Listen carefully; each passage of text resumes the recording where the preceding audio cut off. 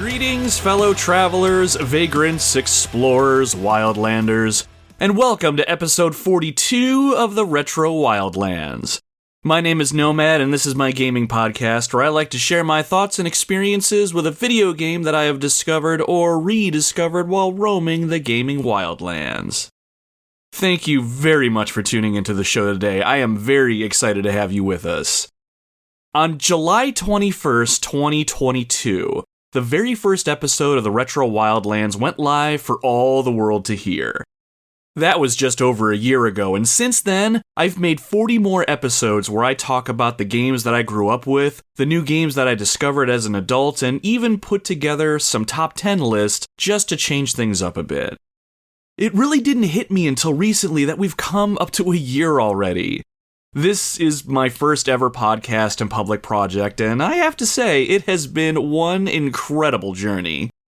I've learned a lot, I've networked with some incredible people and fellow podcasters, and ultimately, I've played a bunch of new-to-me video games that I probably wouldn't have played otherwise. And somehow, through it all, there are people out there that decided to actually listen to my passion project. Yes, people like you, in fact, and I could not be more grateful, seriously. So when I realized we hit that year mark, I started to think about what I should do to celebrate. When I started looking to see what others were doing, I latched onto the idea of doing a question and answer episode. Something that would give the listeners a chance to dictate what I talked about and interact with the show in one of the more direct ways possible, and a question and answer episode sounded perfect. I've really appreciated all of the support I've gotten over the last year or so, and I wanted to give you all a chance to sound off, and I love answering questions and talking about all sorts of topics. So once I decided that's what we were doing, I locked it in by making multiple call-outs to the community on social media and some of the Discord channels that I'm a part of. And my God, you all did not disappoint. We have over 20 questions from you Wildlanders covering topics such as gaming, the podcast, and podcasting in general, Dee, our canine expedition leader and his brother from another dog, Mother Dexter, movies, and so much more. I'm hoping you all have a good time today because I had a fantastic time putting this episode together. Depending on how you all feel, I may make this a yearly tradition, or maybe I'll do another one before our second year anniversary if there's demand for it. Either way, we're going to have some fun today, so get yourselves comfortable, my friends. Grab your choice of drink, pick a seat by the campfire, and settle in. We are in for a meaty show today, my friends, because on today's episode, you all are asking the questions and I'm giving answers in our very first edition of Ask Nomad.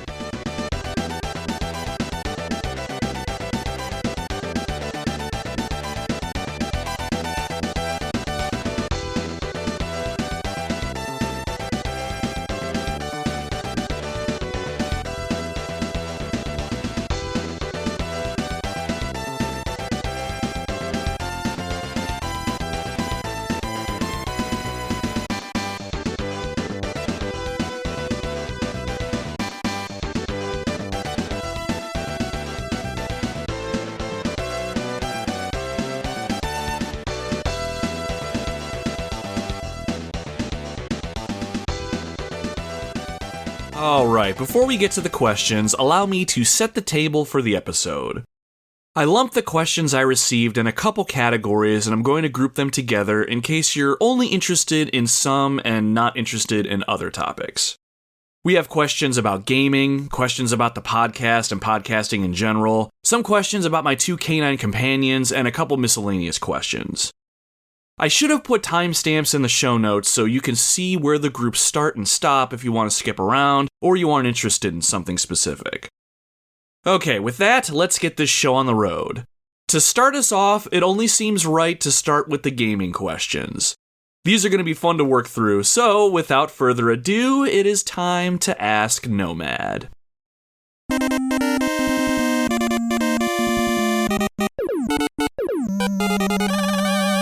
Our first question comes from Curtis, who chimed in over on our Retro Wildlands Facebook page.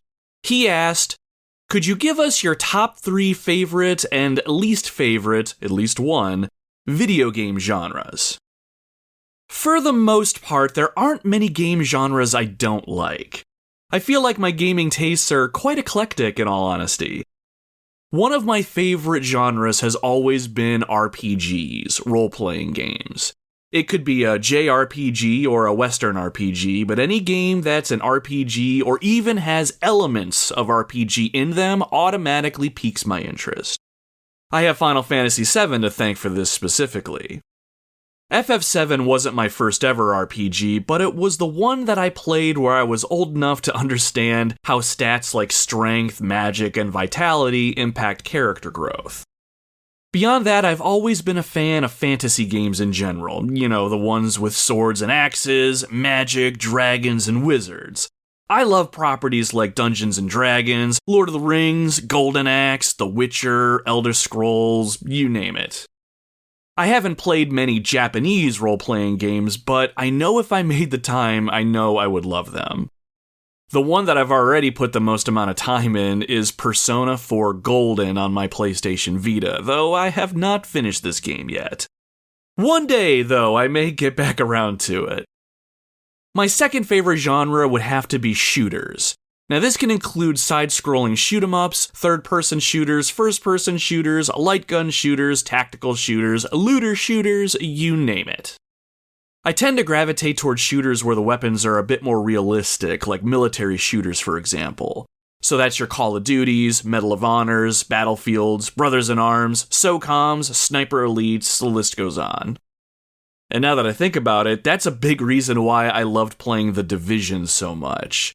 An RPG with a real-world setting just scratched both itches for me almost perfectly. But even if the weapons aren't realistic per se, I do love me a good shooter. And my last favorite game genre is survival horror. It all started with the original Resident Evil on the PlayStation for me, but man, I love me a good survival horror game, or even just a horror game in general. I love a lot of the original Resident Evils, but really got a kick out of Resident Evil 7, Dead Space, and Dead Space 2. Those ones also give me chills today. Outlast is another one that makes my hair stand on end. Haunting Ground on the PlayStation 2 was another good one that I got to experience. The original 3 Silent Hill games were practically horror personified, and then Until Dawn on the PlayStation 4 was the one that I've been playing every Halloween for several years in a row now, just to give you a wide assortment of examples. I just love putting myself in a dark room, slapping on a pair of headphones, and walking around in the darkness trying to survive. It is an adrenaline rush that I just cannot explain. Some people go skydiving, I play horror games. Now, as far as my least favorite genres, the first one that immediately comes to mind are racing games or vehicle-centric games. I like realistic racers like Gran Turismo, for instance, because I used to actually work on cars back in my 20s. I used to be an alignment technician, so I would go under the car and tweak the suspension to make the car go straight. In Gran Turismo, you can mess with the settings like that on your cars that you drove, and I really liked that idea. But at the same time, it was almost like work to me adjusting all those angles just to get a bit more performance and handling out of my car. Now, I know what you're thinking. How is it different from tweaking an RPG party? Yeah, it isn't really. I just found the nuances of cars and vehicles to not be as appealing as they used to be. Some games in this genre are fun, though. The Burnout series has a great premise, and Need for Speed is generally a good choice. But at the end of the day, racers are just not for me. But if you put a kart racer in front of me like Mario Kart, Diddy Kong Racing, or Chocobo GP, I am all in for those.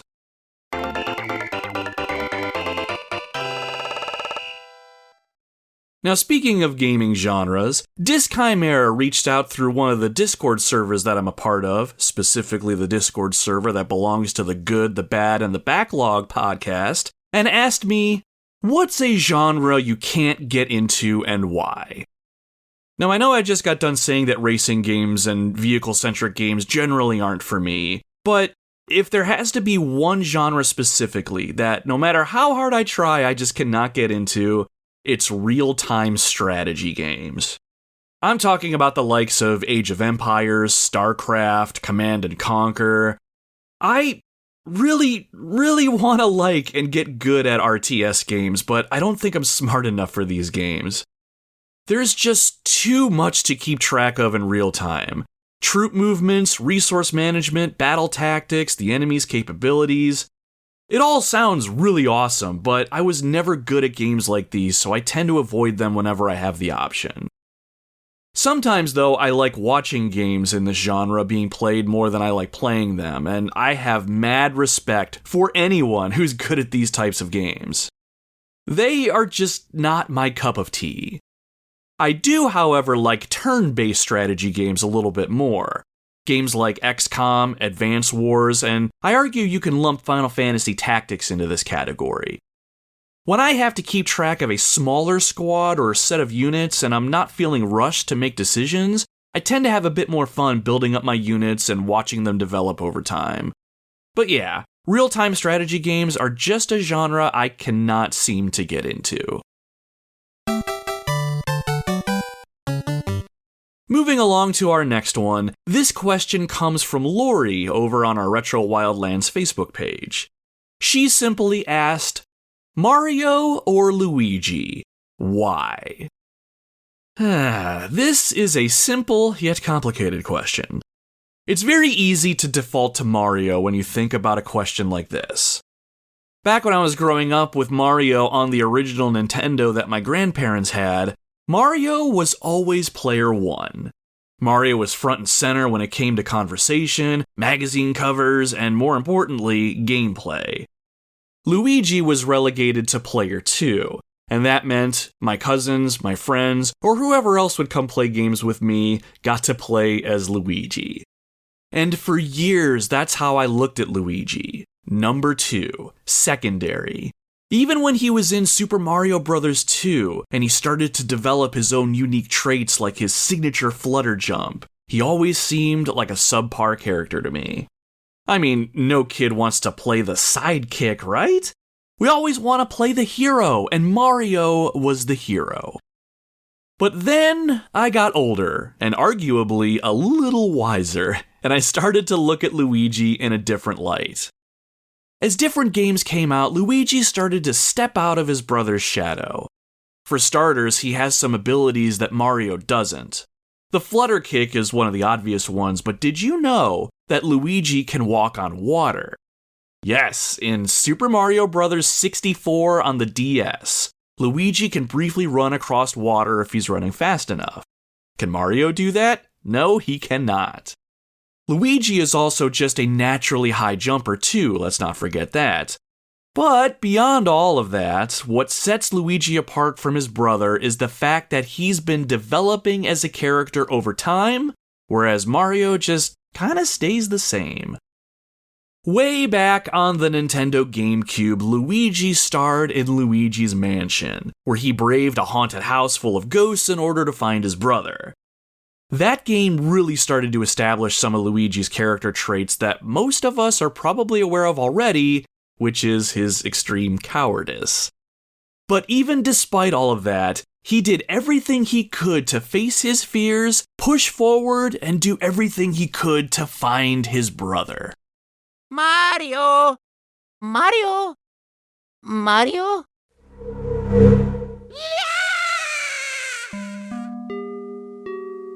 Luigi was also forgotten and put down as part of the story in several other games like Mario and Luigi Superstar Saga, where many characters couldn't even remember Luigi's name. But more so recently, Luigi has found his identity through it all. He may be cautious and easy to scare and always number two in the eyes of many, but Luigi is dependable and even somewhat refined. Mario, don't get me wrong, is a fantastic character and a true all-around hero, but his brother Luigi is coming out of his shadow, and it's been awesome to see this over the years. I especially like his portrayal in the new Super Mario Bros. Movie as well. So, to answer your question, Lori, it's Luigi for me. I'm Luigi, number one. Next up, we have a question from William, which also came from our Retro Wildlands Facebook page. He asked, Mario 3 or Mario World? Another good one. Super Mario 3 on the NES was the best Mario game on that console, and I think we can all agree on that. Super Mario World was the best Mario game on the Super Nintendo, and I think we can all agree on that. But which is better, and which do I prefer? Let's quickly break them down a little bit here. From a gameplay standpoint, both are pretty fun and precise platformers. As far as power-ups go, I love Mario 3 for all the cool ones that it had. The Super Leaf, the Tanuki suit, the Frog suit, the Goomba shoe, and even the Hammer suit were all awesome and really cool power-ups. Super Mario World had the cape, and that's really all I remember as far as a power-up standpoint goes, so that's kind of a bummer. Super Mario World, though, did have better level design in my opinion, and there were far more secrets to find in Super Mario World than there was in Mario 3. Oh, and Super Mario World lets you replay levels at your leisure, whereas it was one and done with Mario 3. And the graphics were obviously better in Super Mario World given the hardware that it was played on. But on the other hand, I like the soundtrack to Mario 3 more than I like it in Mario World, and I always like the idea of taking on all the Koopa kids and their airships at the end of each area better than just tromping around in castle after castle in Mario World. I even have some awesome memories tied to each game. I remember playing Mario 3 at my aunt's house when I would visit her when I was little, and Super Mario World was a game that my friends and I beat together constantly, even on a beach vacation that we took one year. So, at the end of the day, which do I prefer? I think it just comes down to which game I'd rather play, and if I had to choose only one to play for the rest of my life, I have to go with Super Mario World. With so many secrets and the ability to replay levels over and over, Super Mario World has much more staying power for me than Mario 3 does, and going for maximum completion in this game never gets old to me. So, my apologies to all the Mario 3 lovers out there. I absolutely love Mario 3, but Super Mario World is the Mario game for me. Moving on to our next question. This one comes from my wife, Justine, who wanted to know, if you could live in one of the video games that you've played, which would it be? Now, this is a very good question, sweetheart, and it really made me think. Right off the bat, my mind immediately went to the world of the 5th Elder Scrolls game, Skyrim. There's not much to say about Skyrim that hasn't already been said. It's been several years since I've personally played Skyrim, and I keep thinking about going back to it. Justine herself isn't really much of a gamer, but she really got into Skyrim back in the day as well. So it almost seems like a no-brainer to want to live in this world. It's beautiful, can even be peaceful at times, and you can pretty much do whatever you want and be whatever you want to be. But the more I thought about it, Skyrim is as much dangerous as it is beautiful. I mean, think about it. If I were going to go wandering around and just happen to walk into an area where I was underleveled, I would be screwed. And let's not forget these gigantic giants that can send you flying sky high. And let us not forget the dragons. Unless the Dragonborn is out there doing his job, all it takes is just one dragon encounter and we are toast. So yeah, Skyrim sounds great on paper, but I ruled this one out. Ultimately, though, I think living in Mario Odyssey on the Nintendo Switch would be an awesome place to live. Justine and I have been playing this game together on and off, and I love what we've experienced so far. There's so many vast worlds to visit, and while there are hazards and enemies roaming around, it's a Mario game, and they aren't all that dangerous. Plus, if we have Cappy, we can just steal their souls and become them for a little bit, and get to places we couldn't otherwise. It would be perfect. But in all seriousness, the theme in Mario Odyssey that sticks out to me is travel, discovery, and wonder. And that's something that excites me when I think about it. I would love to wake up and not know what's next and just have worlds of almost infinite possibilities laid out before me. And that seems like the perfect place to spend time with my wife. Our next question is a bit similar to my wife's, but it has an interesting twist.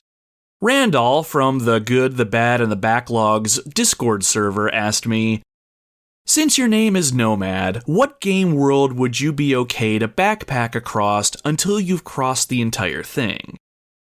I don't do this kind of thing very much anymore, and I would love to get back to it, but I enjoy hiking. Walking is probably my favorite form of exercise, whether it's walking around my neighborhood with the dogs, checking out a hiking trail near me, or going up the side of a mountain.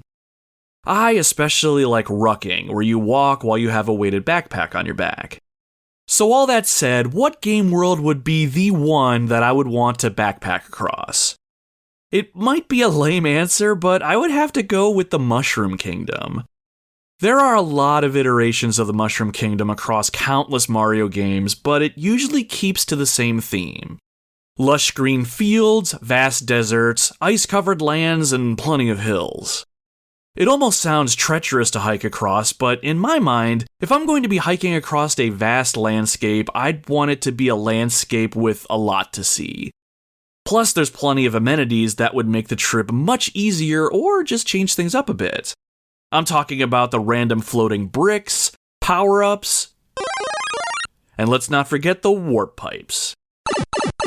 And while the Mushroom Kingdom is full of enemies to avoid, none of them are really all that dangerous in my mind. I mean, while there's Goombas and Koopas roaming around everywhere, they have no problem coming over and throwing down for a game of Mario Party, so how bad can they be, really? One other choice I was thinking about was the world of The Last of Us.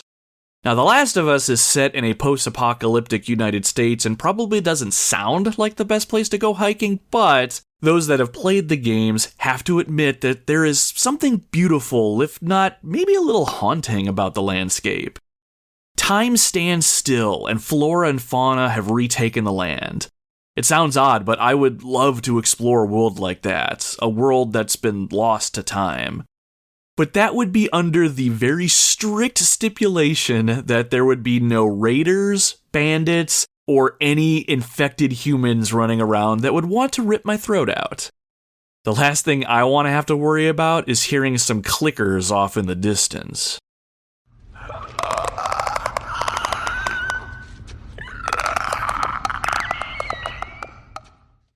Next up, we have a question from the Unbuckled Comics podcast.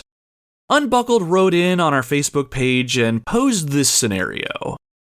Pick 2 console exclusives to swap as if it were a trade. Example, Nintendo trades Metroid to PlayStation and in return gets Final Fantasy, or Xbox sends Fable to PlayStation in return for Spider-Man. Try to make the trade that would benefit each company the most and explain your reason. Now, this kind of question I actually find myself pondering every once in a while. It's no secret that Xbox doesn't have nearly as many exclusives as PlayStation does. Xbox hardly has any exclusive IPs, or at least any IPs that they're doing anything with. When I think about this scenario, I think about PlayStation and I think about Xbox. So when I think this through, what I think Xbox could use from PlayStation that they would be able to benefit from would be the Twisted Metal series. I've debated this with a few people from time to time, but giving Twisted Metal to Xbox just makes sense to me. I think the last Twisted Metal game that we got was back in 2012, and while there's a TV series out on it right now, based on the game, which I'm not sure if I'm going to make time to watch or not, we'll have to see, Twisted Metal is just kind of sitting around. Since the series is based around vehicular combat that has several players going against each other all at one time, it just screams online multiplayer to me. And I think Microsoft could really utilize their online multiplayer successes in the past, like Gears of War, Halo for example, and really turn the Twisted Metal series into something awesome.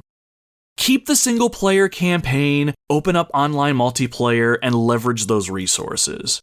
And, to put the cherry on top, release the game day one on Xbox Game Pass. Build your user base through that platform, and you're off.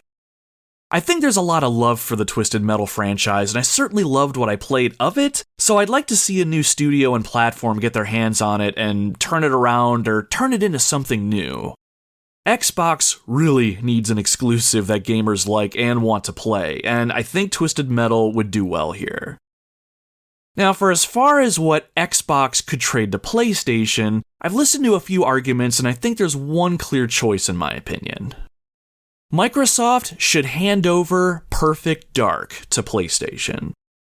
Now, I've not played any Perfect Dark personally, so I can't speak from my own experience, but Perfect Dark is a series that I really think deserves some attention, and I think one of PlayStation's many first-party studios, like maybe even Guerrilla Games, could do something awesome with it.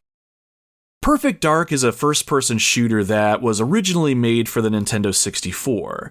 When you think of shooters on the Nintendo, you usually think of GoldenEye, and Perfect Dark usually follows right after that. While Perfect Dark did exceptionally well on the N64, Rare, the developer, was eventually bought out by Microsoft, so Perfect Dark belongs to them now. They released Perfect Dark Zero in 2002, and while I think the game did okay, it wasn't as widely received and accepted as the original. And since then, the series has just sort of existed. And while I know there's a remake that's currently in the works, I think Microsoft needs to just hand it over to Sony and let them take a stab at it. You could argue that Sony has plenty of shooter IPs like Killzone and Resistance, for instance, but right now Sony is flexing their muscles with games like The Last of Us, Uncharted, God of War, and Horizon Zero Dawn. I think Sony could use a new first-person shooter, and Perfect Dark just sounds, well, perfect.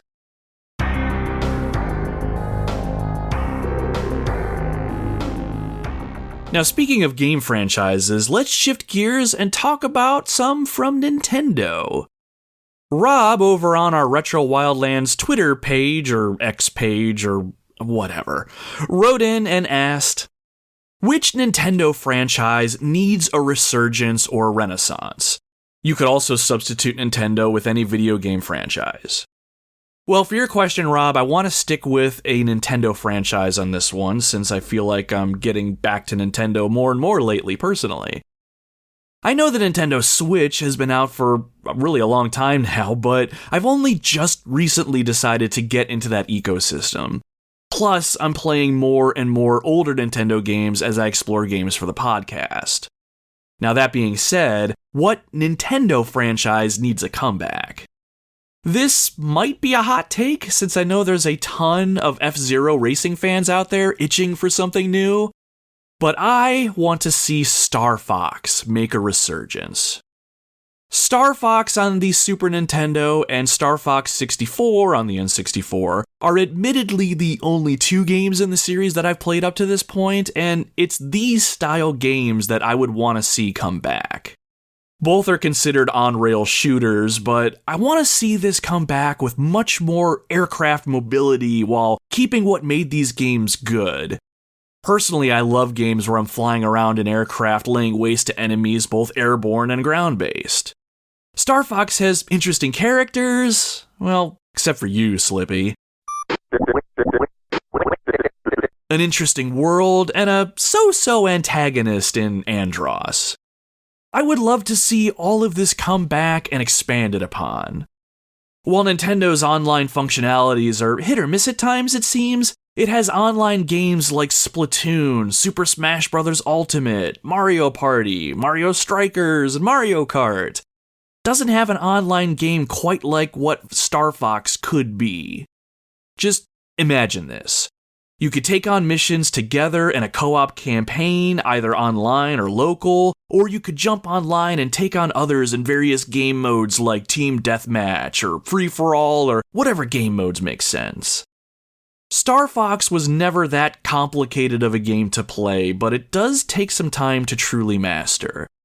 I think that would make for an excellent type of game today.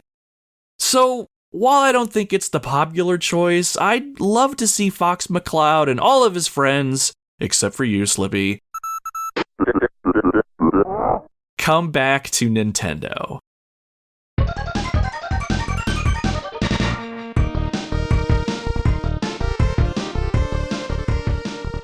Continuing on, Kurt had a good question which he submitted over on our Retro Wildlands Facebook page.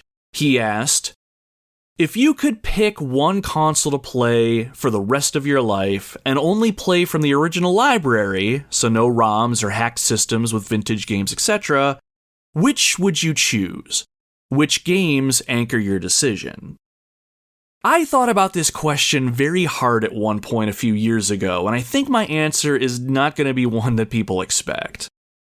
So if we're keeping this to your stipulations, Kurt, and just keeping it to the original library of games, my number 2 pick would be the Super Nintendo. With the exception of maybe 1 or 2 games, I have yet to play a bad game on that console. Plus, there are a ton of game types. The SNES has Super Mario World, Super Mario Kart, A Link to the Past, Super Metroid, Chrono Trigger, Final Fantasy VI, Mega Man 10, and Turtles in Time, just to name a few.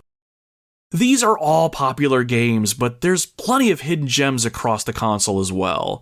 So, you would think it would be a no-brainer to go with the Super Nintendo.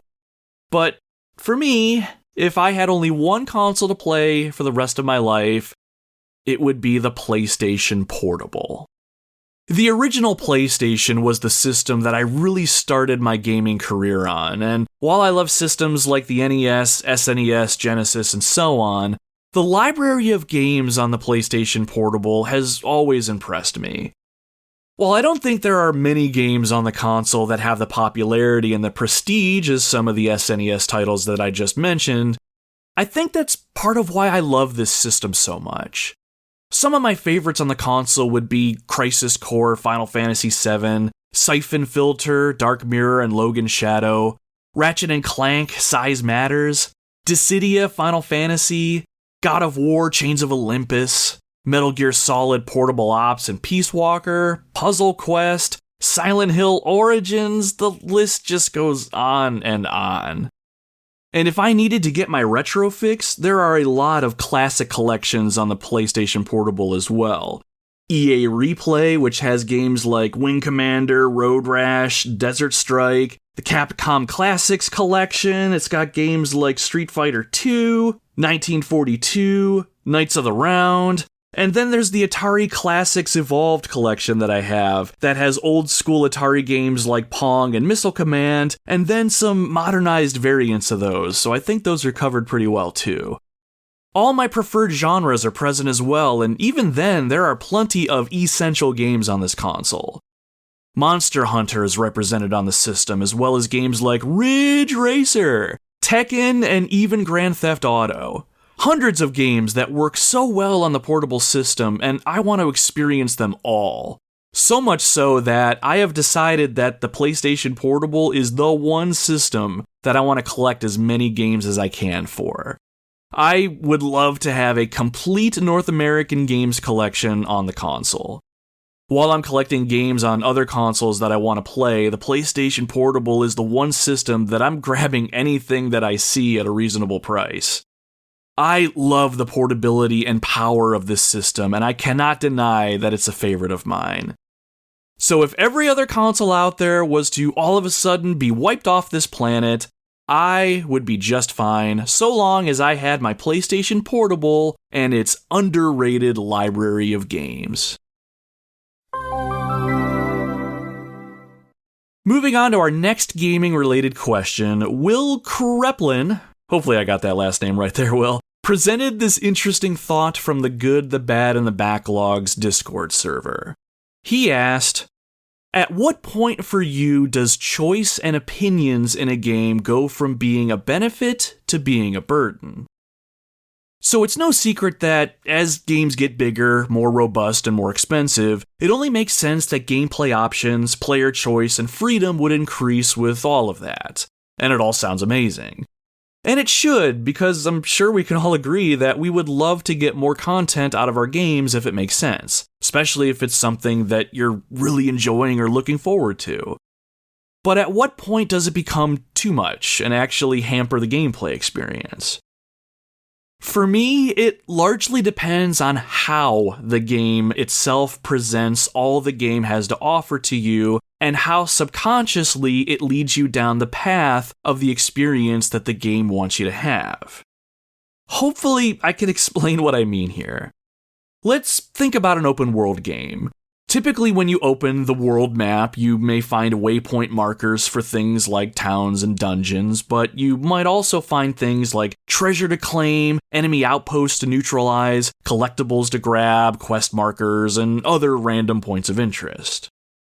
Where it becomes burdensome to me is when you're constantly being shown where you should go next or what objective you need to chase. Your map and your HUD are just full of things to do, and the game is constantly pushing you to stop at each and every one, or you run the risk of missing out on something. I have to imagine some of you have experienced this before. Or, better yet, when objectives or things in the world return, like repeatable quests or areas that you've taken over are all of a sudden occupied by the enemy again. This actually reminds me of The Division when I used to play it pretty hot and heavy a few years ago.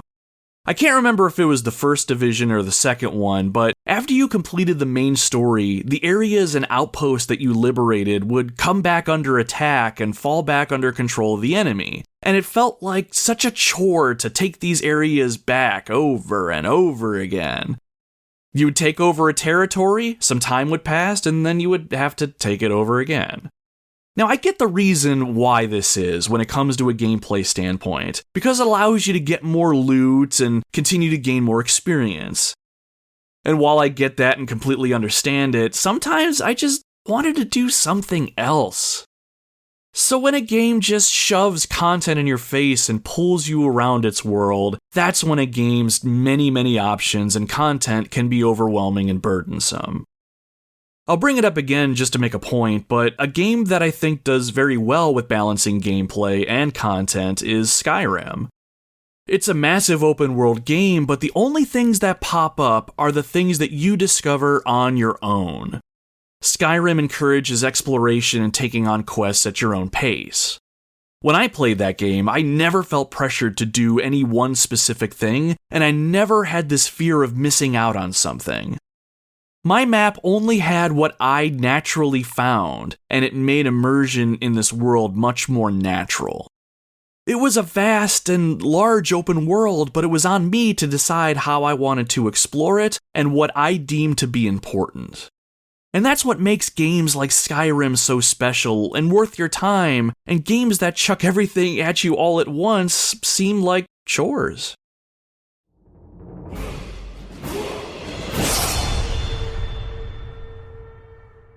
Curtis over on our Facebook page posed another question I thought would be fun to answer. He asked, what movie or movies involving video games do you still think of as excellent today, and why is The Wizard number one on that list? Now, Curtis, you've been part of the Wildlands expedition for a very long time, and I hope the next thing I say does not cause you to turn tail and run. But I have not seen The Wizard. I know, that hurt to say, but growing up, I never saw the movie. I actually never even heard of The Wizard until maybe a few years ago. I absolutely want to see The Wizard, though. It's the film that introduced Super Mario 3 to North America and has a pretty good story from what I've been told, even if it didn't review all that well way back in the day. So yeah, one day I will catch this film, and I will let you know my feelings on it, Curtis, mark my words. But, to answer your question, I think there's a few video game movies that still hold up today and are excellent. Now, to be clear, this is just my personal opinion. I'm sure somebody's gonna roll their eyes at all of my picks here. But first on my list is the first Resident Evil movie starring Mia Jovovich. I remember seeing this movie with my best friend Chris in theaters when it was released, and I was on cloud 9 the whole time.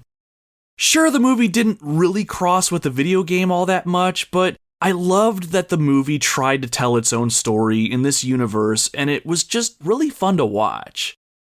It's still entertaining today, and it's the perfect shut your brain off type of entertainment. Some of the action scenes were pretty well done, I thought, and the story was interesting for what it was, since it was an amnesia tale for our main character. The zombies could have been done a lot better, and the story could have been a little bit more robust, but it was a contained enough experience where you were vested in the outcome and you started to connect with some of the characters, even if it was all only surface level. Say what you will about the rest of the movies in this series, but the original Resident Evil movie is still one of my guilty pleasure movies, and I think it holds up well today.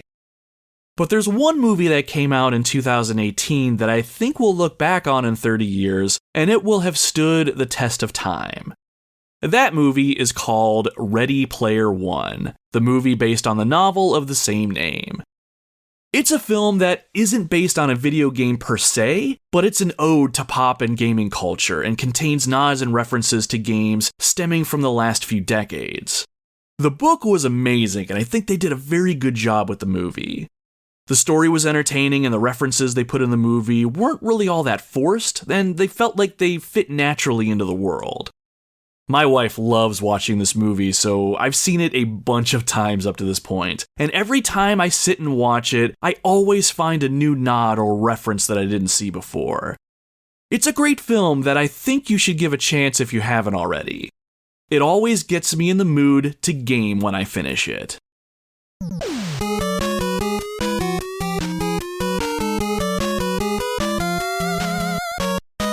Our last gaming-related question comes from the Game Junction over on our Facebook page, and posed a question I often find myself pondering as a parent. They asked, do you think 8-bit or 16-bit holds up better for the coming generations? Should they get into retro gaming? So to answer this one and solidify my personal reasoning, I'm going to pick on my stepson a little bit. He's a 16-year-old that plays games constantly. He's at that age now where maybe we'll see him for dinner, maybe we won't. He's normally playing multiplayer-centric games right now, like Call of Duty, War Thunder, and Rocket League. He was even part of his school's esports team where they played Rocket League, and he did pretty well overall. But the games he's playing right now are all multiplayer, competitive-focused games. He's not really into the single-player experiences, and honestly, that makes me a little sad. Part of me wonders why that could be, and when I think about it, I think back to my own upbringing. I am an only child, and while I had my small, close group of nerd friends, we didn't grow up with the ability to play games together online. We had sleepovers and would occasionally play games until the next morning whenever we had the chance, but those were special occasions and didn't happen all that often. Nowadays, with the internet and instant accessibility being a thing, kids can link up with their friends pretty much whenever and wherever they want, and right now this is how kids today are growing bonds with their friends. Or at least that's how my stepson seems to be making his bonds. Playing a single-player game doesn't make sense because you can't play it with another person in that moment. So that brings me back to the last part of the Game Junction's question, should the coming generations get into retro gaming? I argue yes, they should. It's not so much about seeing where video games came from and reliving the past or anything, it's more about injecting them into a solo experience and getting them comfortable with playing by themselves and enjoying a rich experience. I'm going on 39 years old this year, and if there's anything that I've learned that I think we all need in our lives, it's the ability to be okay with being alone and being able to enjoy things without others. Solo experience video games, especially old video games, are a great way to get comfortable with this idea. You can certainly enjoy these things with others or connect with people and share experiences, but in the moment, that alone time when you're immersed in a game, whether you're playing through an epic story or just chasing a high score, is important. While I think competitive and cooperative gameplay certainly has its place, I really think we could all benefit from a balance. And to loop in the first part of this question, would 8-bit or 16-bit games hold up better, I have to think 16-bit games would be the place to start if we're talking retro games. 8-bit games like old school Nintendo titles are not easy games, and they never were easy games, and I think that difficulty would turn off pretty much anyone trying to get into retro games, at least at first. We live in a world now where getting blasts of dopamine are easier and easier than ever, and I think the frustration someone might get trying to play an old game like Contra for the first time may not have the impact that we'd be hoping for. But things even out a little bit in the 16-bit era. Games like Streets of Rage 2, A Link to the Past, and Super Mario World are challenging, but they aren't unforgiving, and they're a lot more accessible. Hopefully that answers that question, and to all the parents out there, I just want to say, I am not telling you what to do with your kiddos. We're all trying to figure out this parenting thing, and we have plenty of opinions about the younger generations. Regardless of what kind of games we all play, any sort of video game can bring us all together in some capacity or another, and that's why I think video gaming is one of the best hobbies ever.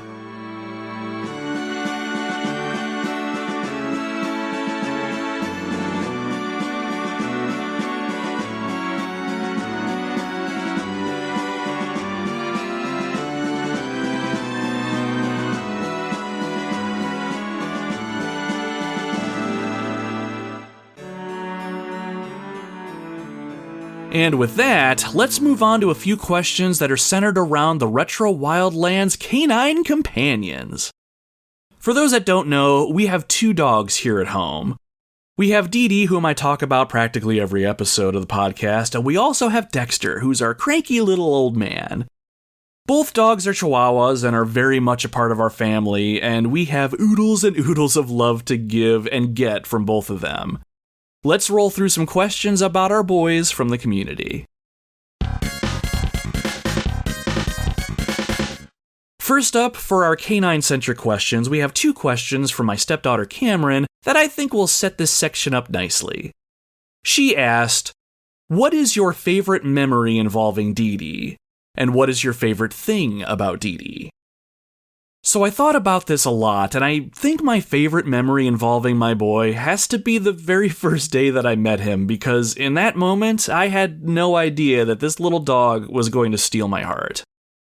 Several years ago, I had come home from work in the evening. It was late, I was tired, and eager to relax at home. Once I got home, Dexter, who had been with us for a while up to that point, ran up to me as I was taking my shoes off. But as I was making my way into the house, I looked past the kitchen into the living room.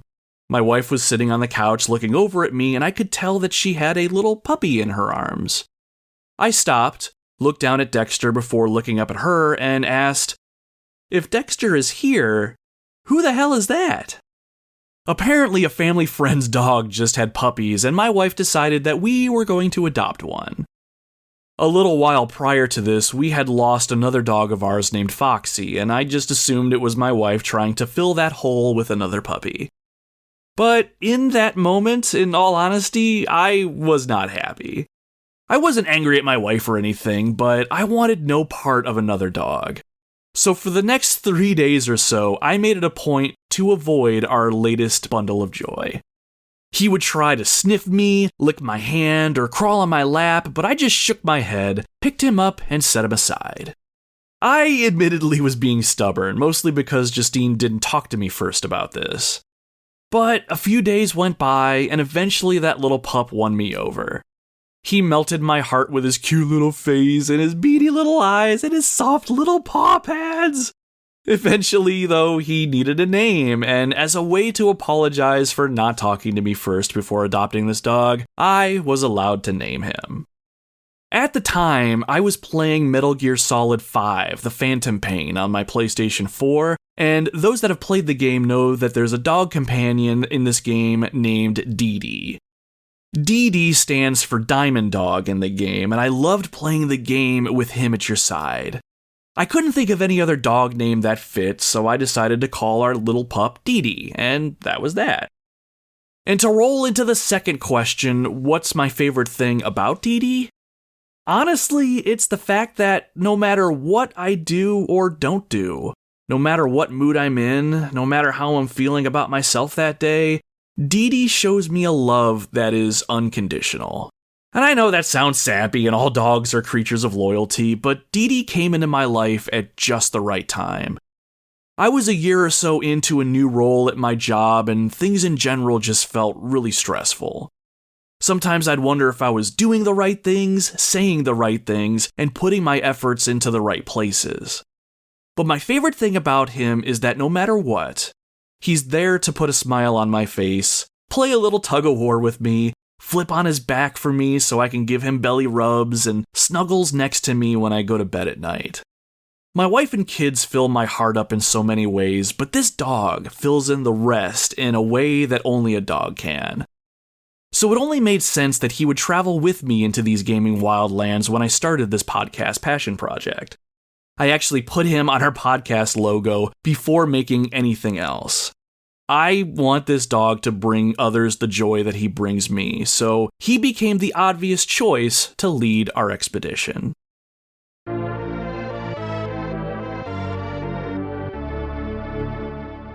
Lori over on our Facebook page dropped another question, this time about Dee Dee. She asked, "Does Dee Dee have a toy from a video game, and if so, what is it?" Oddly enough, Lori, Dee Dee doesn't have very many toys, and unfortunately none of them are video game related.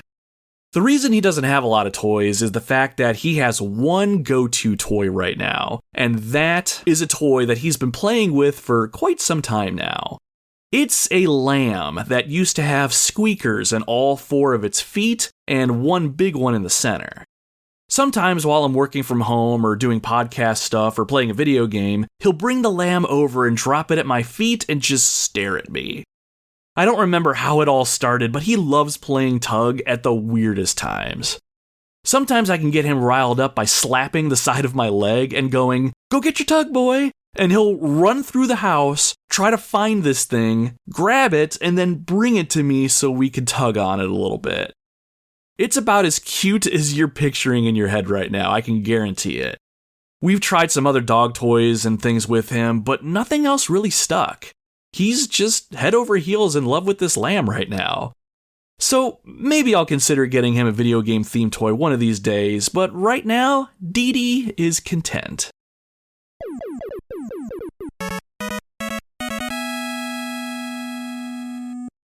And for our last canine-centric question, Curtis from the Retro Wildlands Facebook page had one final request. He said, "We all know about our fearless expedition leader Dee Dee, but tell us more about Dexter, who guards the home front." I am really glad you asked this question, Curtis, but I'm also a little ashamed that you needed to. Like I mentioned before, Dexter is our other Chihuahua, and thinking back, I think I've only mentioned him on the intro to the podcast maybe a handful of times. So Dexter is our little old man Chihuahua, and my wife brought him into our marriage with her. He's a grumpy little guy and has perfected that old man yells at cloud approach to life. He is pretty much Dee Dee's opposite. Dexter isn't one to run around and want to play all that much, and doesn't always go out of his way to seek your affection. But when he does, it is pretty adorable. He's smaller than Dee Dee, and he has these beady little bug eyes that you just can't help but fall in love with. Dexter snores like I do when he sleeps, although it's much cuter and tolerable when he's the one snoring. But whenever I describe Dexter to anyone, I refer to him as our old man Chihuahua, and for good reason. He's usually the first to bark at a random noise, so he's pretty quick to get into that "get off my lawn" mentality. He's also a hoarder, and in the worst way. If I give him and Dee Dee both a bone to chew on, Dexter will take his bone and, while chewing on it, will watch Dee Dee chew on his, and then wait for Dee Dee to walk away and leave it unattended. Then Dexter will snatch it up, bury it in a blanket, and save it for himself for later. It's always fun watching Dee Dee come back and not finding where he left his bone. It's funny, yet sad. But speaking of blankets, Dexter loves to bury himself in ones that we keep on the couch. And he's so stealthy about it, too. Sometimes if you sit next to him and not know it, he'll spring out from under the blanket to nip at you, just like one of those trapdoor spiders. We always have to press down softly on the blankets anytime we want to sit down, just to make sure that Dexter isn't hiding among them. But of all the things that define Dexter, it has to be the switchblade that he carries with him at all times.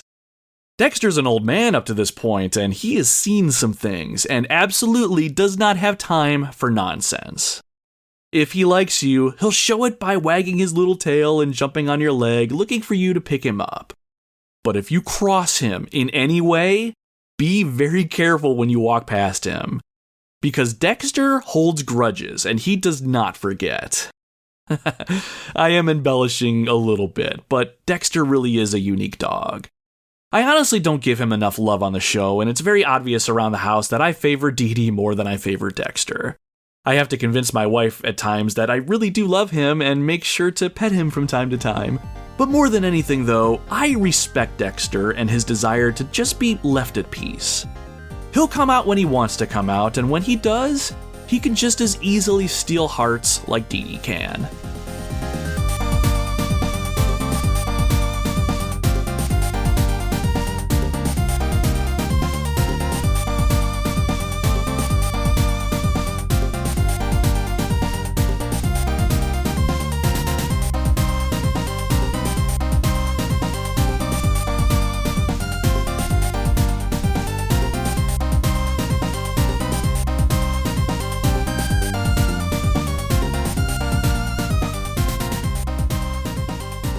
That is it for all of the dog questions. We had a couple miscellaneous questions that I couldn't quite fit anywhere, so let's tackle those next. Then, to close out the show, I'll run through some questions related to this podcast and podcasting in general. The next question comes from Adam, who is the host of the Good, the Bad, and the Backlog gaming podcast, and asked a classic question that always invokes some good thought. He asked, would you rather be deaf or blind? Well, neither is my official answer, but if I had no choice but to choose, let me think here. Being that gaming is my main hobby and I love watching movies, especially in the theater, I appreciate good sound design and how it can enhance a good experience. And called me old-fashioned, but when I'm sipping on a cup of coffee in the morning on my patio, I enjoy the sound of the wind moving through the trees and the birds chirping as I take in some caffeine and prepare for the day. But on the other hand, if I can't see, my ability to do much of what I love goes out the window. My adult job is a bit more reliant on my sight than my hearing, and even though I can't experience the glorious sound of video games and movies, I'd rather see them than only be able to hear them.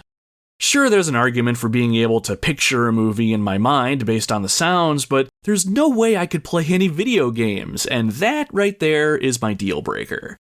I'd rather see them and not hear them than hear them and not see them. It would be like playing an old school RPG where I imagine the character voices and sounds in my head when I was reading dialogue text. Did anybody else do that, or was that just me? But anyway, to answer your question, Adam, if I had to choose between the two, I would rather be deaf than blind. Our last miscellaneous question comes from Curtis, who asked one final question over on our Facebook page. His question was, what other conventions are you looking forward to in the next year or so in your eternal hunt for quote-unquote new retro video games? What's been your favorite so far? So, oddly enough, I've only been to one actual gaming convention at the time of this recording, and it was last November when I went to the Torg Gaming Expo in Columbus, Ohio.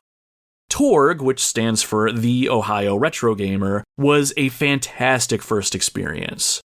Last year, around the time I started the Retro Wildlands, it hit me that I've never been to any sort of gaming convention. I jumped online one night and searched gaming conventions near me, and Torg was at the top of the list. Without thinking about it too much, I grabbed 2 VIP passes and drug my wife along with me. While she didn't find it nearly as awesome as I did, we had an incredible time. I met a few notable people like the immortal John Hancock and Brett Weiss, picked up some awesome games, and so much more. I also met Jeremy and Randy from the Canned Air podcast, which you should search up and listen to, by the way, and they were the highlight of the entire experience for me. They really made me feel welcome as a fledgling podcaster, and I felt inspired by their advice and their kindness. The convention also had free play areas scattered around too, with gaming consoles set up. They had cosplay contests going on, tons of vendor booths. So for my first experience, I was very happy and I knew I wanted to go back. So that said, I ended up grabbing a couple more VIP passes for this year, and I'll be taking my stepson with me this time. But as far as other conventions, I'll be heading to the Cleveland Gaming Classic in Cleveland, Ohio here in September. I'm also planning to take my stepson with me this time, and while I can't make it for the whole weekend, I'm looking forward to checking this one out. But beyond these two conventions, I've learned about a lot of conventions that exist this past year, and I'm hoping I can potentially hit up a few, like the Southeast Game Exchange in South Carolina, the Game On Expo in Phoenix, Arizona, and I would love to partake in the Portland Retro Gaming Expo in Portland, Oregon. Without getting into all the details, I'll just say that they look like a great time, and I would love to travel if I can make it work.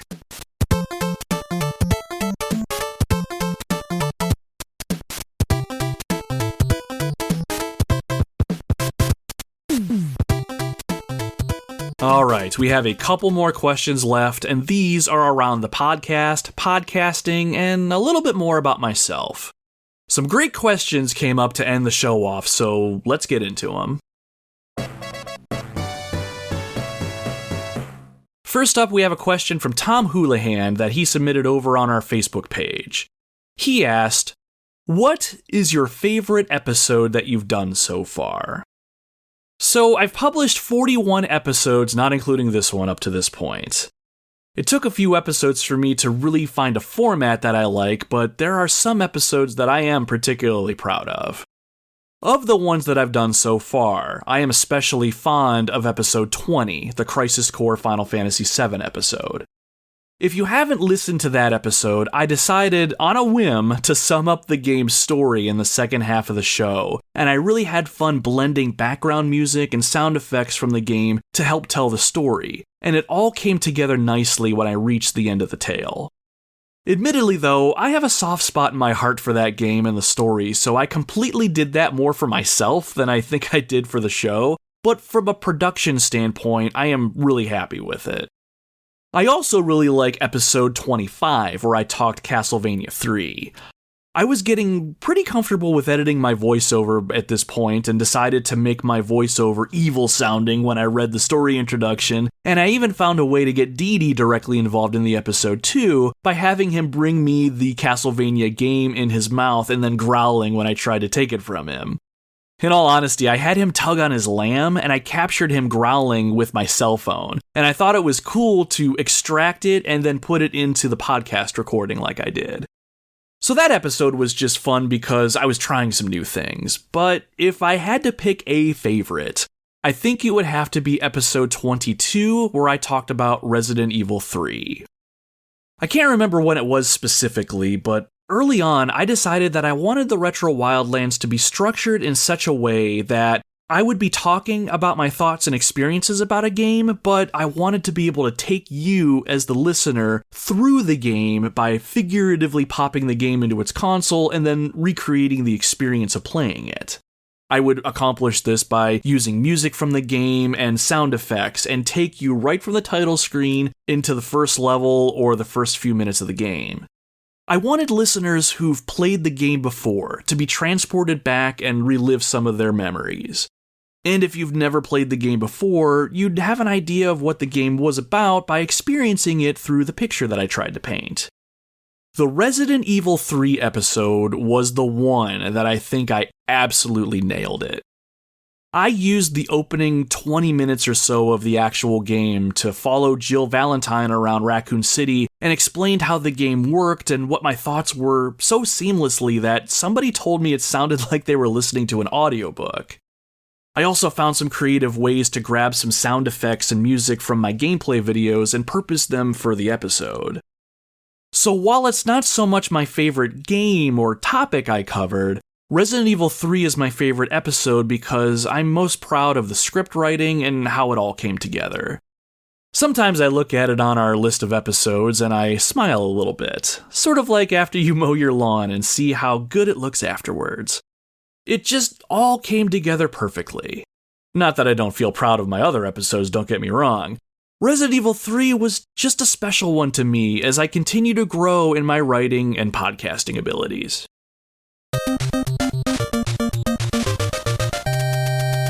Next up, we had a question from Eric, who is the host of the Unlockables podcast. He chimed in over on our Twitter page or X page or whatever, and he asked, "What's the long-term goals of the show? What do things look like a year or two down the road? It may seem like a basic answer, Eric, but at least for the next year or so, I just want to keep growing the podcast and strengthening the brand. I had to slow down my content output considerably these last few months due to things like my job and how much it's demanding of me lately, but I want to keep putting out episodes of the show and try to get back to some sort of routine where you as listeners can come to expect something on a regular cadence again. I'm having a blast with this project of mine and have no desire to stop it anytime soon, so it's just a matter of capturing the motivation when I find it and then falling back on discipline when I don't. The more quality episodes I can produce, the more content becomes available to new listeners, and the further I can promote and get my luscious Italian voice into more earholes. More than that, I want to really expand the Retro Wildlands onto YouTube. I love writing, and especially love writing reviews for video games, and I want to combine that love with my desire to learn about video editing. I set up a Retro Wildlands YouTube channel where I'm posting episodes of the podcast, but I'm also working on making video reviews as well. I already have 3 up there, and this last one I just posted is about a newer Genesis game called Archaigus Revolution, and this was all thanks to a local retro gaming store near me called Duck Duck Games, because they were generous enough to allow me to borrow the game and play it and review it, and they agreed to promote the video after I posted it. It would help me expand a little, and they would have a video highlighting a lesser-known game that they could hopefully use and potentially sell their stock. It was really fun to do, and I'm hoping I can do more things like that in the future.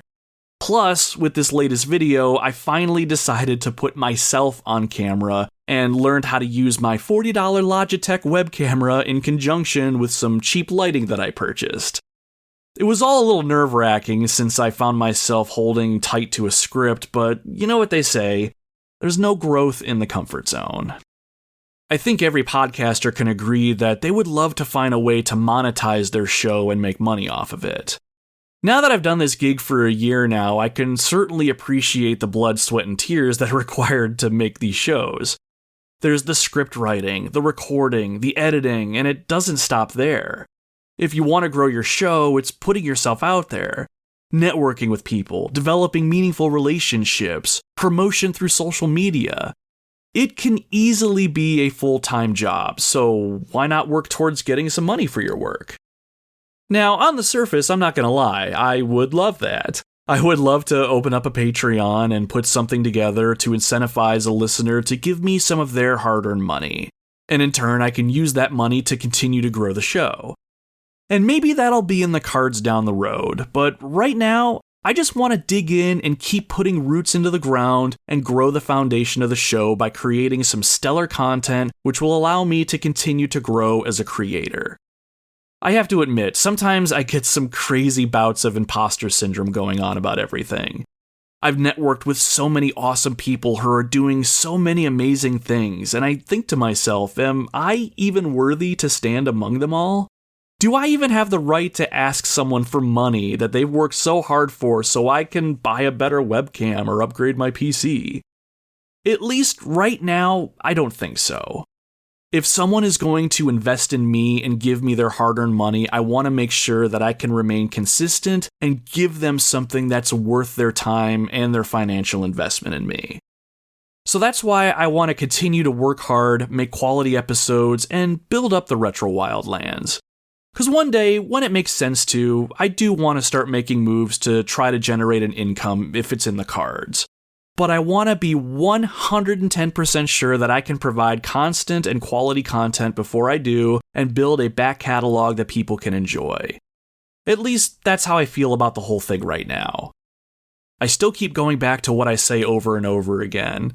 I'm still humbled and honored that people are even listening to this show, so what more can I ask beyond that? But really though, the question now becomes why? Why am I even doing any of this? Is my goal to make money? Is my goal to just have a hobby and use it to forget my worldly troubles? I'm going to combine the last 2 questions I got from our listeners and end the show by answering that question. Our last 2 questions were similar enough that I'm going to combine them and answer them here as our last question on the show today. Chris Copleen, one of the hosts of the Retro Hangover podcast, asked me, "What inspired you to start a podcast? Which podcast do you take inspiration from? And what do you love about podcasting?" And the Super Garbage Day podcast also asked me, "What other podcasts do you listen to, and do you have any influences?" So way back when I was a kid and I got my hands on magazines like Nintendo Power, I loved reading the articles and the game reviews. When I was in school, language arts, English, or any sort of writing-centric class was always my favorite, and I always did exceptionally well. I loved to write. My love for video games always found a way to influence my writing, and I would find myself writing video game fan fiction or even putting a video game spin on homework assignments when I could. There was even a point where I tried to novelize Final Fantasy Tactics. In 8th grade, I wanted to write a book based on the game with new characters and stories. I worked on it for quite a while too, but eventually I abandoned it for one reason or another. But as I got older, the idea of writing game reviews or topical pieces on games sounded more and more interesting. But I never really did anything with it and just let myself get swept away in the rigmarole of life. Fast forward to about 4 years ago. My wife, kids, and I are living in our first home together. I've recently been promoted to a leadership position at my work, making more money and working 9-10-hour days. Life was good. While I still loved video games, I slowly stopped playing them as much as I used to in favor of spending time learning my new role and growing as a leader of people.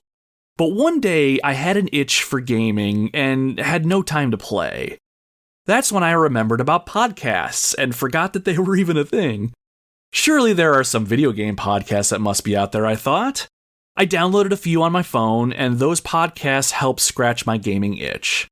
I can't remember what podcast that I was listening to back then, but everything changed for me when I heard one specific podcast episode. I can't remember the name of the show, which is probably a good thing, but I remember thumbing through their back catalog and I saw that they had an episode about Vagrant Story, the RPG from Squaresoft on the original PlayStation.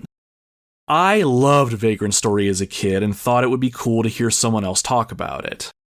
The podcast itself was advertised as two friends replaying the games of their youth and talking about them, or something along those lines. I played the episode and found myself astounded. This show was not great.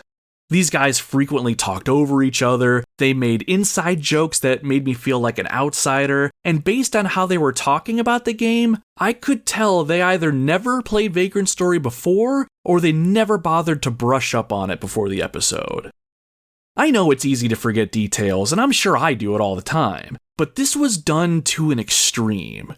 I just remember listening to this show and having one persistent thought. If these guys can make a podcast, then so can I. Now, I want to be very clear. At the end of the day, whoever these guys were, they were putting themselves out there, which is more than most people do, and I have nothing but respect for that.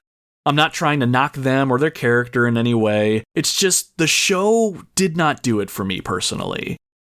Now, after listening to that podcast, I eventually found others that scratched my video game itch. Time passed, and my love for video games returned in a very big way. I was leveling out my career path at my job, and things were starting to become a bit more routine. I no longer took as much joy in perfecting my new role at work and networking for the sake of possible advancement. My wife and kids made me incredibly happy, and I felt very blessed, but something was just still missing. Then one day, seemingly out of nowhere, I started to think about my legacy. I started to wonder if I died tomorrow, what would I leave behind? More than that, what would I leave behind that might be valuable to somebody else? While I've built relationships with my family and good friends, all I've really built for myself was a career at work, and I have tons and tons of PlayStation trophies and Xbox achievements that will probably live on after I'm gone. And while those can be considered commendable, depending on the person you ask, I hadn't really produced or created anything to showcase my passions or something that I'm really proud to be associated with. Something that I could look back on and say, yeah, I built that. Something that others could look at and enjoy. That's when I thought about actually going for it, making video game reviews on YouTube and making my own podcast. I talked about it a lot, and I asked my friends if they would listen to me ramble and thought about what the show could be. But finally my wife had just had enough of me planning, and she got me a basic podcast equipment set. It was her subtle way of saying, stop thinking, start doing. And that's really all it took. I took everything I learned off the internet and by reading books, and I jumped in headfirst and really figured out a lot of this stuff on my own, like I'm sure most indie podcasters do. I sold off some of my gaming collection to help fund a refurbished laptop that I bought online, found some free audio and video editing software that did what I needed it to do, and then I spent days refining what would eventually become the Retro Wildlands logo. Once it all came together, I plunked down the cash to have my podcast hosted, recorded my first episode, Resident Evil, and then put it out for the world to hear. So that's pretty much what inspired me to start this project of mine. Chris and Super Garbage Day both asked, what other podcasts do I listen to, and who do I take inspiration from? So leading up to the creation of the Retro Wildlands, I listened to a few podcasts, but I settled on just one that really grabbed me. It's a little show called Remember the Game, which is hosted by Adam Blank, a comedian living in Edmonton, north of me in Canada. I really enjoyed his format. He starts off his shows with an intro segment that includes comments and questions from his listeners about pretty much whatever, gaming, podcasting, personal inquiries, etc.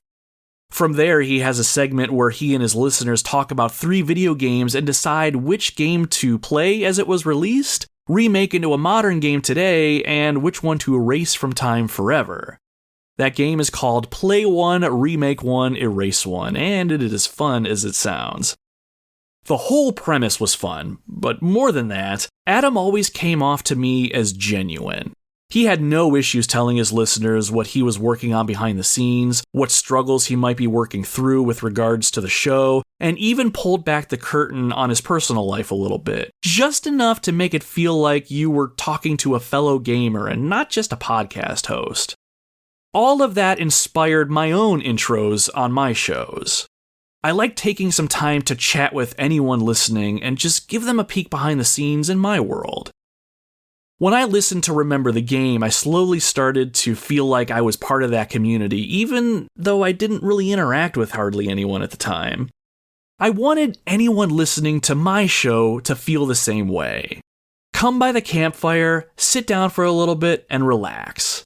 Let's catch up on how everyone's doing and just see how things are going. Aside from that, though, Remember the Game has been a big influence to me because Adam is very transparent with how his show has become as popular as it is. At the end of the day, it's just one passionate guy who started a podcast with the intent to learn a new skill and just see where it would go. He put the time and the effort in, and eventually the show caught fire. And that's pretty much it. It inspired me because if one person with a passion can build something that they're truly proud of, I know I could too. So Adam, I don't know if you'll ever hear this, but thank you for being you and always staying true to yourself. You inspire people, and I was one of them. Now, after creating the Retro Wildlands, I really started to listen to more gaming podcasts, and I still listen to a handful today. Let me call out a few in no particular order of discovery. The Retro Hangover podcast is one that I listen to quite regularly. This show is hosted by Chris Copleen and Shane Koski, and both of these guys are incredible behind the microphone.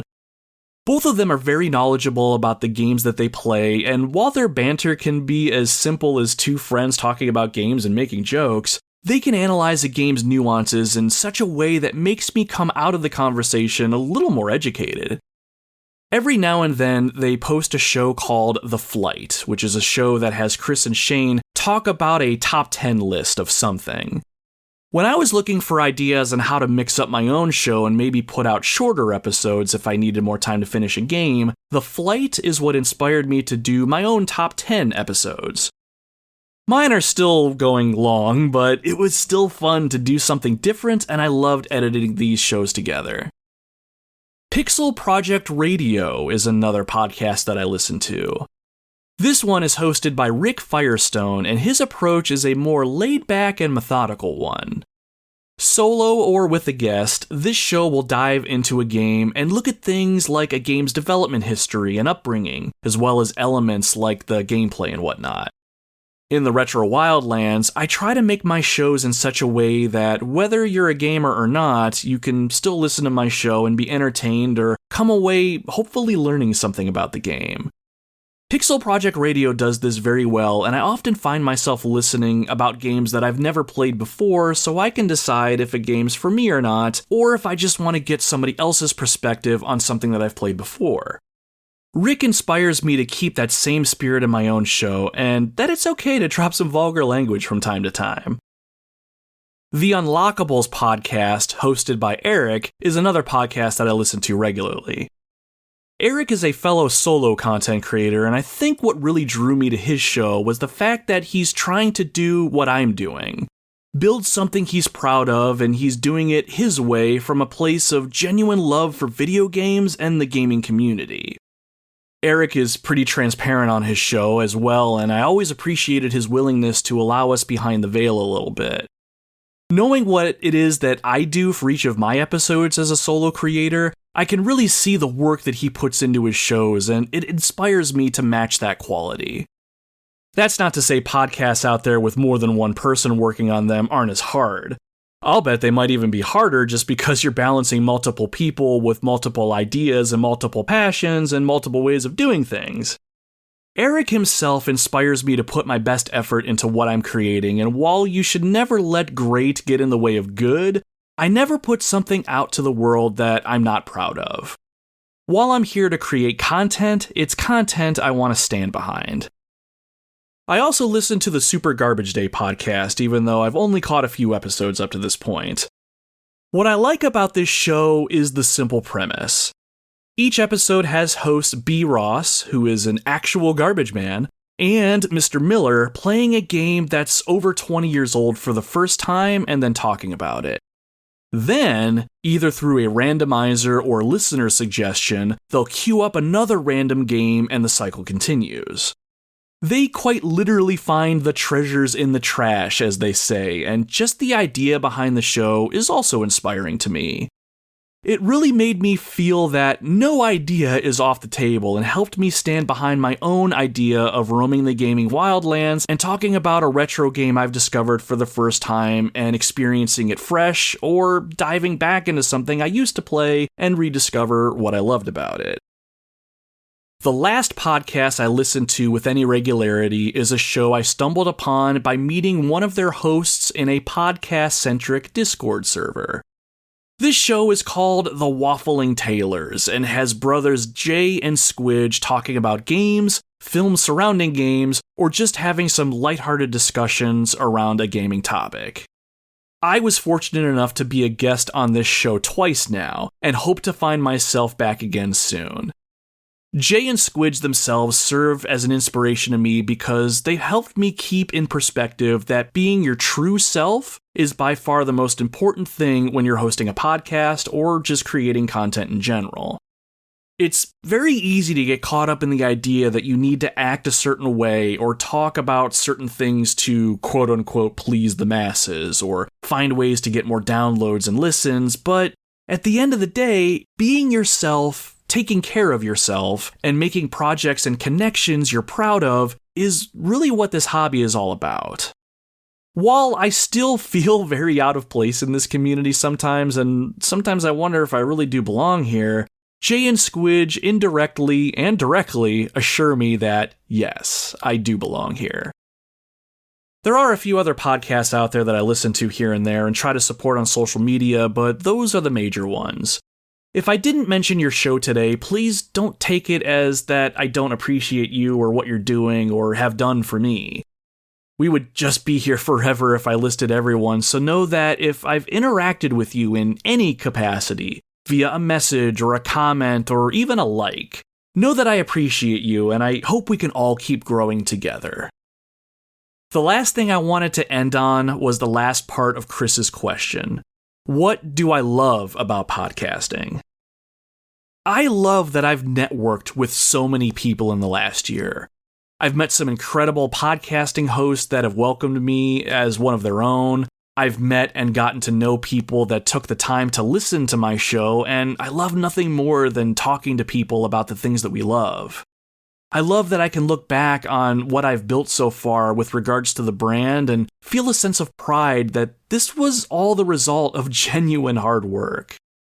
I love that podcasting has helped me learn new skills, all of which I've taught myself or have been taught through the mentorship of others. But more than anything, what I love about podcasting is the fact that it requires me to do something that I've never really done before, and that's put myself out there. It might seem obvious, but I can be pretty outspoken and animated sometimes.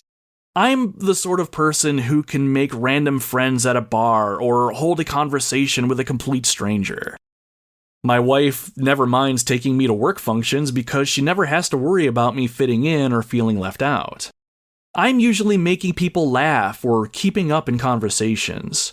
But in reality, I'm kind of a quiet person. I love my alone time, and 9 times out of 10, I'd rather just stay home and work on a project than go out and interact with the world. But in order to grow the Retro Wildlands into what I hope it becomes one day, I have to put myself out there and lay a lot of myself bare for the world to see. It can be very scary for me because I genuinely care what people think of me. Sometimes when I forget something or make a joke that doesn't quite land right or otherwise let somebody down, I let it weigh on me. But podcasting is helping me with all of that by putting myself out there and helping me figure out how to expose parts of myself to the world that I normally close off and how to grow under a spotlight, all while remaining true to myself. There is no growth in the comfort zone, and deciding to take on this hobby has afforded me more growth than I ever would have thought. So if you're listening to this right now and you're thinking about starting a podcast or you have an idea for something that you want to build or pursue, stop thinking about it. Stop thinking about whether or not people will like it or whether or not you may fail. Just stop thinking and then get busy doing.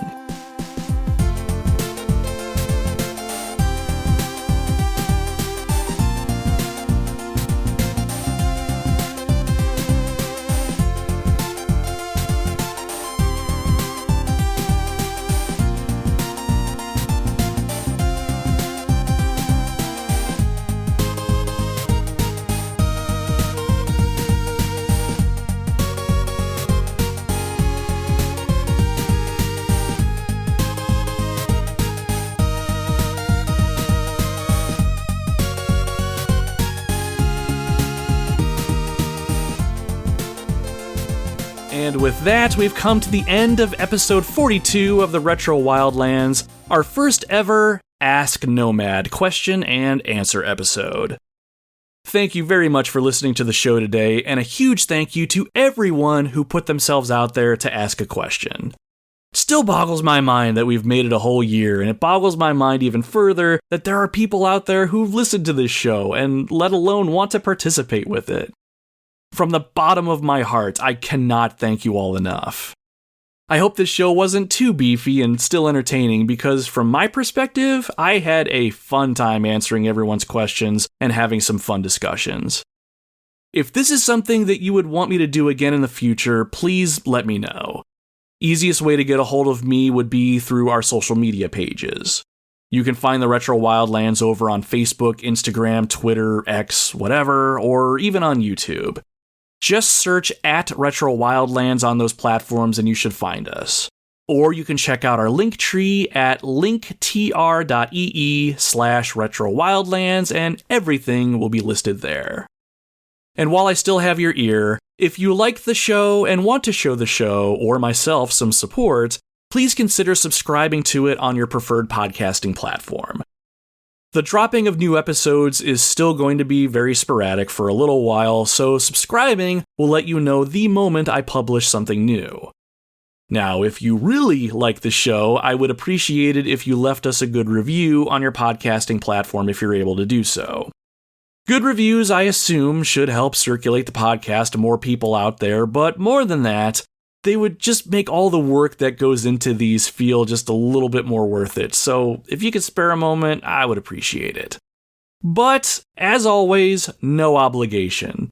Seriously, the fact that you are listening to the show right now is more than I could ask for, so regardless of whether or not you leave a review or join us on social media, I'm just glad that you're here. So, what's coming up next? I hinted to this over on our Retro Wildlands Facebook page a bit ago if you follow us over there, but I started playing Castlevania Symphony of the Night on the PlayStation. I got an itch to finally play it, and Curtis over on our Facebook page recommended it to me several months ago, so I felt like it was time to dive in. As of this recording, I'm about halfway through the game so far, and boy do I have a lot to say about this one. Is it as good as everyone says it is? Does it hold up today? Well, stay tuned to the show, and sooner or later I will tell you all about it. And then what's coming up after that? I don't know, who knows? That's the beauty of the Retro Wildlands, my friends. You never know what game is hiding just beyond the horizon, and I hope you decide to join our expedition the next time we go charging towards it. Until then, my friends, my name is Nomad, and you can find me roaming the Retro Wildlands.